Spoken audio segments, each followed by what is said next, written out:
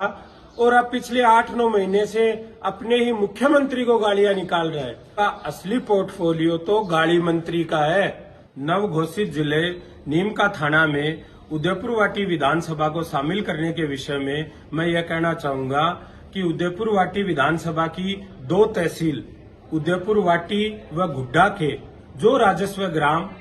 जन भावना व भौगोलिक दृष्टि से नए जिले में शामिल होना चाहते हैं, उनको नए जिले में शामिल किया जाए और जो राजस्व ग्राम झुंझुनू जिले में रहना चाहते हैं उनको झुंझुनू जिले में रखा जाए। इसके लिए झुंझुनू कलेक्टर महोदय को एक काम करना चाहिए कि प्रत्येक ग्राम पंचायत से ग्राम सभा का प्रस्ताव मंगाना चाहिए और उसकी रिपोर्ट सरकार को जयपुर भेजनी चाहिए। परंतु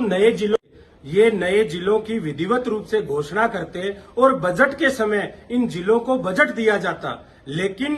अब ये 6 महीने की सरकार बची है, 6 महीनों में नए जिलों का काम पूरा नहीं हो सकता है। इसलिए आपके चैनल के माध्यम से मैं जनता को यह अपील करूंगा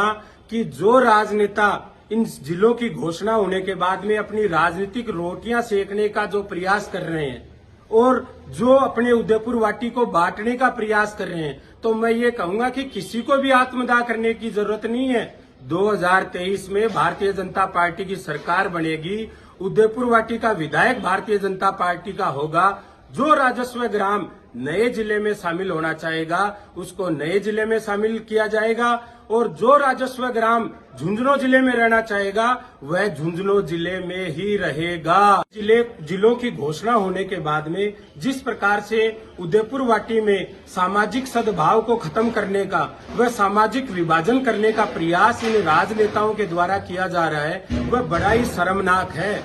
और इसका अगर सबसे बड़ा कोई दोषी है तो वह इस सरकार का मंत्री व उदयपुर वाटी का विधायक राजेंद्र गुड्डा है। पूर्व में जब इस मंत्री के द्वारा यह घोषणा करी गई थी कि नया जिला बनेगा तो उदयपुर वाटी बनेगा और सरकार के द्वारा नया जिला नीम का थाना को बनाया जाता है, तो इससे बड़ा धोखा इस सरकार व इस मंत्री का उदयपुर वाटी की जनता के साथ नहीं हो सकता है। और मैं जनता को एक बात और कहना चाहूंगा कि जो ये जिलों की घोषणा है यह इस सरकार की थोथी घोषणा है, वह एक राजनीतिक चाल है। अगर इनको नए जिले बनाने होते तो 2023 का बजट जारी करने के पहले ये नए जिलों की विधिवत रूप से घोषणा करते और बजट नीम का थाना जिला बनने से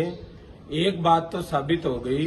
कि उदयपुर वाटी विधायक सरकार में डम्मी मंत्री है,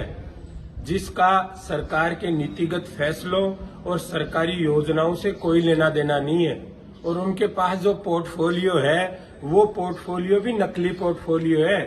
उनका असली पोर्टफोलियो तो गाड़ी मंत्री का है, जो 4 साल तक इस कांग्रेस सरकार में अपने प्रदेश अध्यक्ष और उप मुख्यमंत्री को गालियां निकालता रहा